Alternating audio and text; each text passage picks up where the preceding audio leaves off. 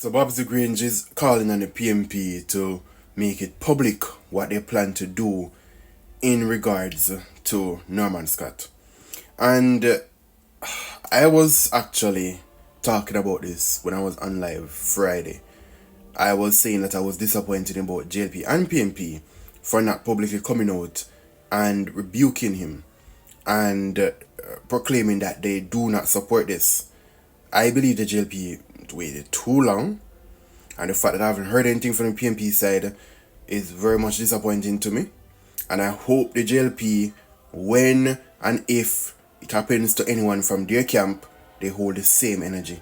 But again, this is not enough for me. This is not enough for me. And if it turns out that this indeed did happen, and the courts found him guilty or finds him guilty, he needs to be stripped of every single title. But hey, that was my thoughts. What are yours? Ensure that you like, follow, share, and comment. People, I don't know what's going on with TikTok in the weeks that's coming, so I'm asking you all, go on my page, click the link in my bio, there's a link tree there, and follow me on all the different platforms. Alright?